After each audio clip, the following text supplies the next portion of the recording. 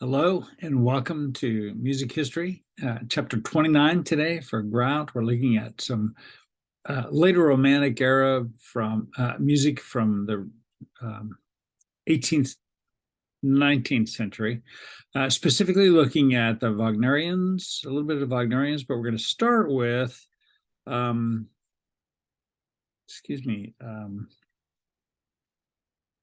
Brahms. And we're going to zip through because I started this a few minutes ago and ran into problems. So I'm short on time. Excuse me. Like I said, this is the late Romanticism in Germany and Austria. Um, and one of the deals about these guys during this time, um, the we mentioned how they're starting to look at some of the music that's Haydn's and Mozart's classical music from the century previous to this. And that is becoming kind of a problem for some of these composers because the concerts are really weighted toward some of the older music, the classics of Bach and Handel, Palestrina, Mozart, etc. And so there's this dichotomy of trying to balance for a concert goer doing the old stuff and doing the new stuff. You've probably experienced that when you go to a concert and you want to hear what they've been famous for doing, and they want to play that, but they also want to play their new songs. So it's an age-old tension between that. Brahms and Wagner were kind of contemporaries. Wagner, a little bit older than Brahms. They were both guys who used Beethoven as a heavy influence. They were both Germans. Brahms was born in 1833, and both of these guys had strong nationalistic flavors to their music. Wagner, you a little bit more so than Brahms music. We're going to get right to some of the music. Brahms was one of the leading composers of his time, met Clara and Robert Schumann, and he was a piano player and a conductor, made his living doing that, was very, very meticulous and perfectionistic writer of songs. So 4 major symphonies, 2 piano concertos, violin concerto, other works, German Requiem, choral works, about 200 different songs or leaders. And so you've pulled out your pen and paper, or you've opened up an email. If you haven't, hit pause button and take care of that so that you can jot this stuff down. And what I'd like for you to write for the first thing is just that Brahms, write his name, Brahms, and his dates, 1833, 1897, and that he was born in Hamburg, Germany, so that I know that you know. 4 symphonies, kind of the standard, following the model of Beethoven, 4 movements for each symphony, and each movement has a specific characteristic. First one took about 20 years to compose. Like I said, he was very meticulous and a perfectionist. Very beautiful. Listen to there's this section here. Da da da da da da da da da da da da da da. Doesn't sound at all like that in the playing. This is Seiji Ozawa Saiko conducting. Wonderful conductor out of Japan. And we're going to pick it up at around 30 minutes into this.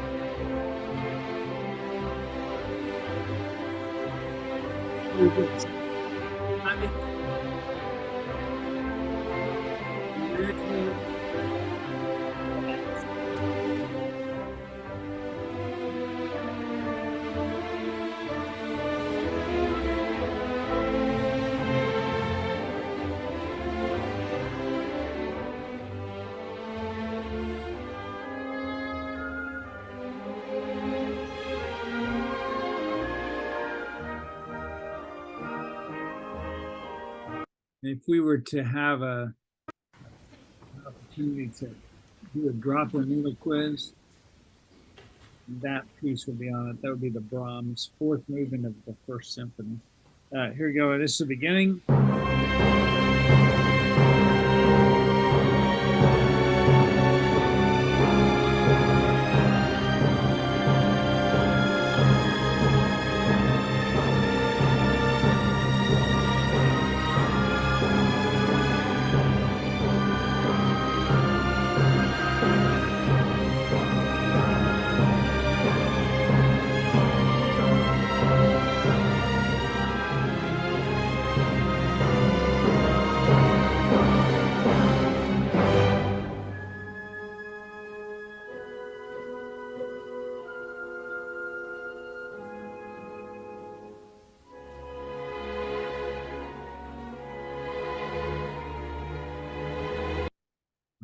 I want to play all that, but we can't. We got to move on.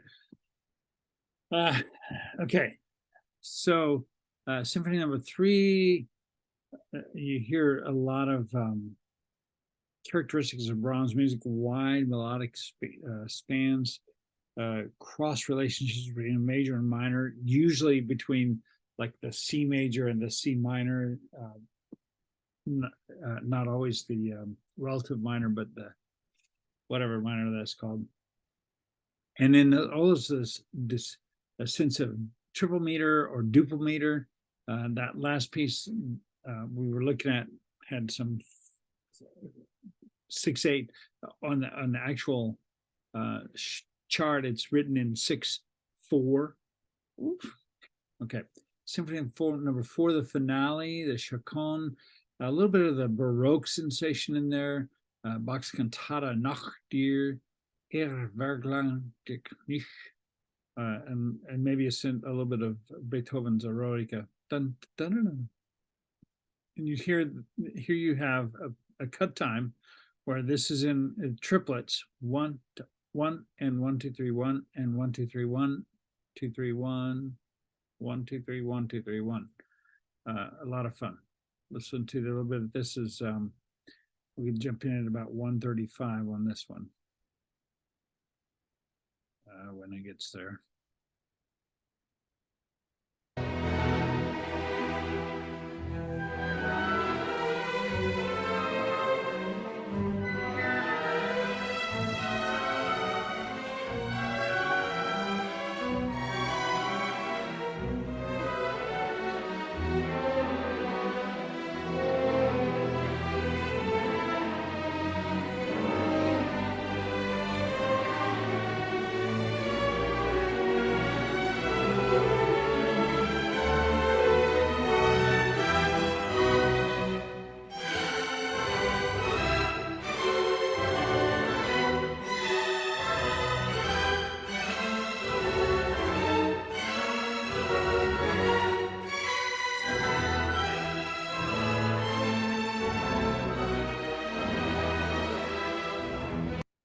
Good place to stop on that one. Let's go on. Skip a bit, brother. Okay, skip a bit more, brother. Come on, stay with me. Okay, like I said, piano concertos, violin concerto, indeed one of the most beautiful and frequently played concertos for violinists. My daughter uh, played that concerto with the Oklahoma Youth Orchestra when she was a high schooler back in the day. Beautiful, beautiful job. Great performance. 24 chamber works, quintet for piano and strings. There's some interesting things you can look at in the book. All this stuff is in the text as you read it. I'm highlighting some of the musical parts of this. And he did numerous pieces for music and waltzes. I mentioned earlier over 200 lieder or songs. Listen to a little bit of the variations on the theme of Paganini. Paganini was a violinist a little bit earlier than him, a very accomplished violinist, and this is pure Brahms right here.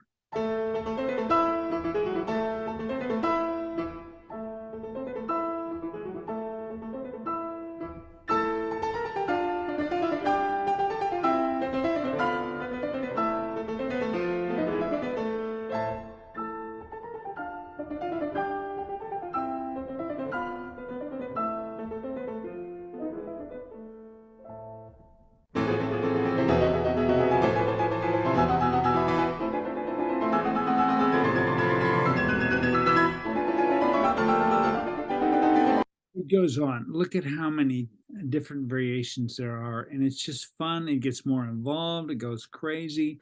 Paganini, a great composer and violin player, Brahms. And why don't you just on your piece of paper or in your email write down that name, Paganini, Paganini, and then refer to in some way the theme on the variations on a theme by Paganini. Brahms used Schubert as a model for his songwritings. Schubert also very prolific. Oh, there they are, right there. Woof, woof, woof. Very prolific songwriter. Wiegenlied is the lullaby. And I don't put it into this lecture, but in one of his symphonies, I think it's number 2, the second movement, has that lullaby in it. La da da. Let's see. No, what is the da da da da da da da da da da da da is actually from a Brahms symphony. Isn't that fun? Ein Deutsches Requiem, a German Requiem. Remember that Bach, and of course Brahms was looking back. Okay, so right here, Brahms is one of these guys who studied the old guys, and in the course of his studies really fell in love with the work of Bach and actually led a group of people who championed the works of Bach and brought them back into popularity.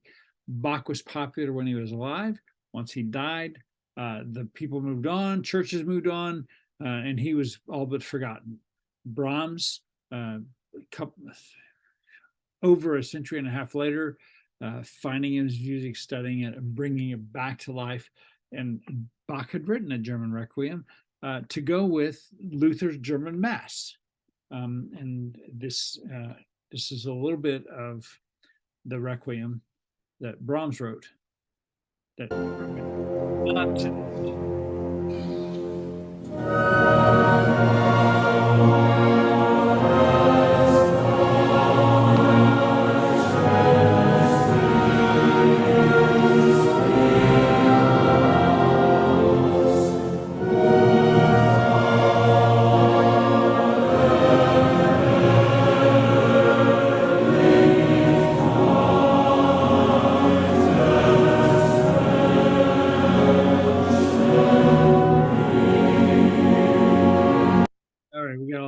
to cover. That's just a nod to the Dies Irae. We listened to the Dies Irae in several variations a few lectures ago, and that's just a nod to. Oops, what did I do? Not what I intended to do. Although I need to do it. Stop! Okay, here we go.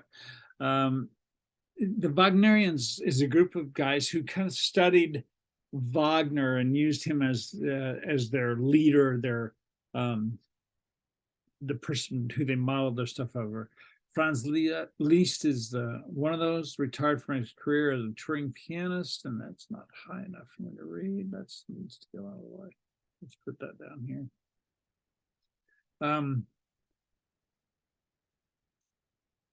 And of course, it was supposed to be a derogatory label, but it really, was not for these guys. They said, "Oh yeah, okay." So then you see Prometheus and Mazeppa and Orpheus, of course, Franz Liszt writing programmatic material based on some of the Greek people that we had studied earlier. The Preludes, Les Préludes, was based on a poem, and it was essentially a series of piano pieces that followed the sequence of moods of the poem. Wrote several different oratorios and choir music, symphonic music. You really don't hear much about that. Mostly you listen to Liszt, you're listening to some of his piano music. Although he did develop the Berlioz idea, the fixed idea, and Wagner's leitmotifs. Those were part of his things. Anton Bruckner was from Hungary, maybe somewhere over there. Again, brought Wagner's style into church. And some of the church music that he did, 9 symphonies, 2 number ones. And that's really what he's known for, his 9, the Bruckner symphonies. Large scale, great length, lots of beautiful harmonies in those. We're not going to listen to any of them. Sorry. Moving on, here's a couple of things. This is, oh, that's right. The Bruckner Mass number 2 in G minor. I was able to play that earlier. I had replaced that, I thought. I guess it didn't like it. Here's a little bit of the Mass number 2 in E minor.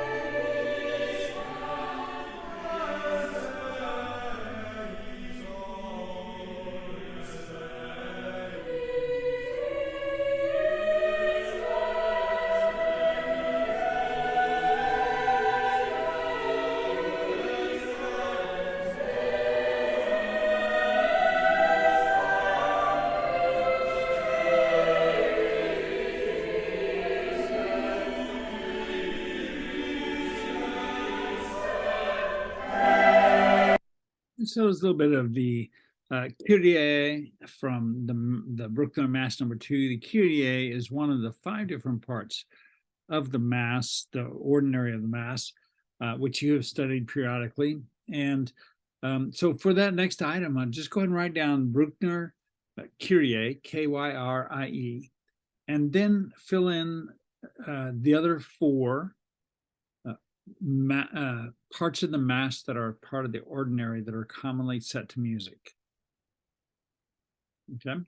Hugo Wolf, another, actually a German guy,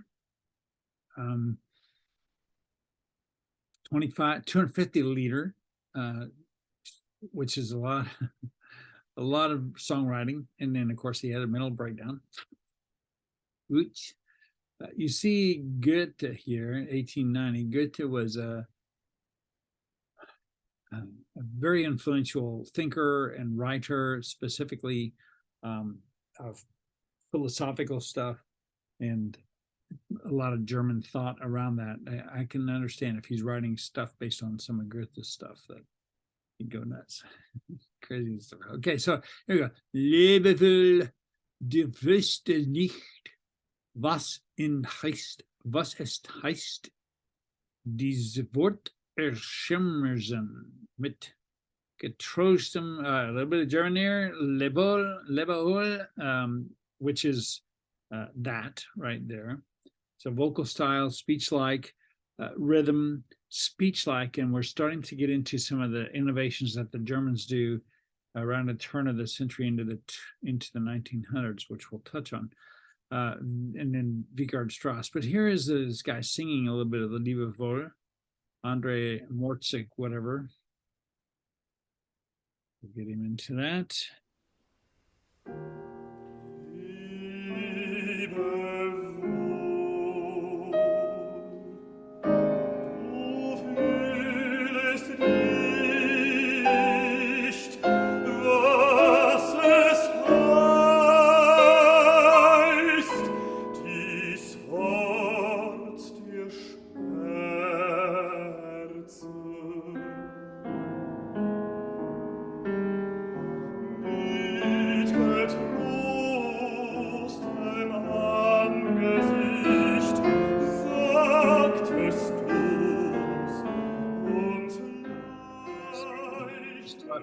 You see that he's just standing at the piano singing to the current audience, and that's the typical style of a leader.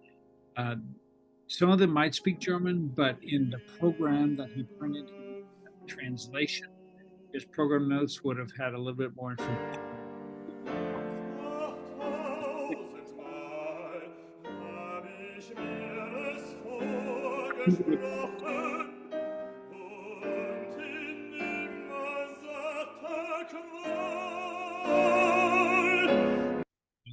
Leave them hanging on a high note. The pianists frequently go ahead and use their music, while the solo instrumentalist or vocalist memorizes. Things are done by memory. I know. Go figure, huh? Richard Strauss, Tristan and Isolde. Good. Good. Don Juan, Strauss, also sprach Sutra and Don Quixote, a couple of very popular things. And then Till Iglenspur's Lichtestreich. I'm going to listen to a couple things. This is the horn solo that is, okay, so Strauss is just totally the leitmotif here, the leitmotif that Wagner did, or the fixed idea of that other guy. And this, when you're listening to the song Till Eulenspiegel's Merry Pranks, and this horn, this lick comes around again. Yeah.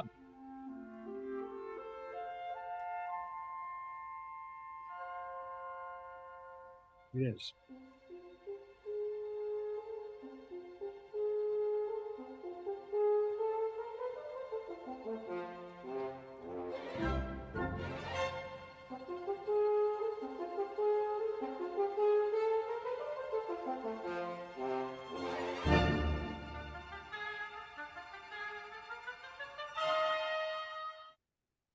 And that's the horn solo from Strauss's Till Eulenspiegel, Mary's Pranks. Till is not like until, it's his first name, Till Eulenspiegel. So just in your jot down that. Stop! Stop! Here we go. That. In too many times? Okay. Pick one. Either Till Eulenspiegel and jot that down, or also sprach Zarathustra.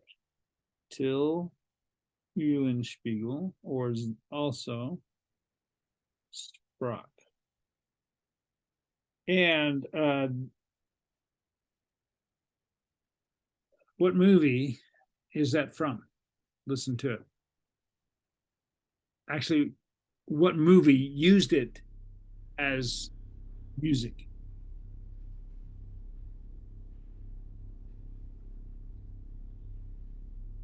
Uh, Dudamel, young guy out of Argentina, very popular.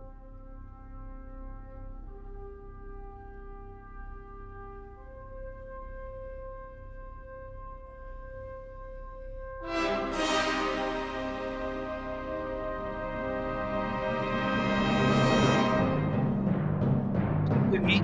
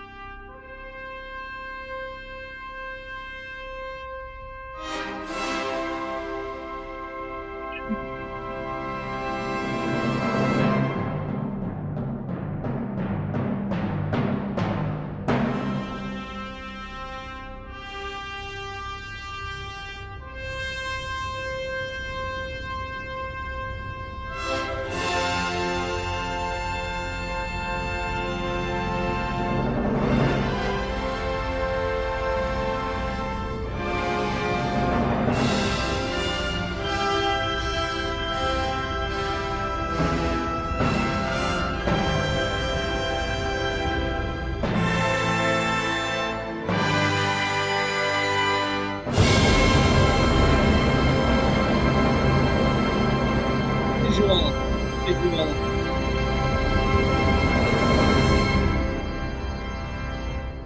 There we go. Wow. But that's the main theme for that. And we're not gonna watch the Pooey is going on there. Okay, so that is actually the theme from the movie 2001: A Space Odyssey. If you haven't seen that yet, I'll gotta watch that one of these days. Have a great day. Enjoy. Send me that information.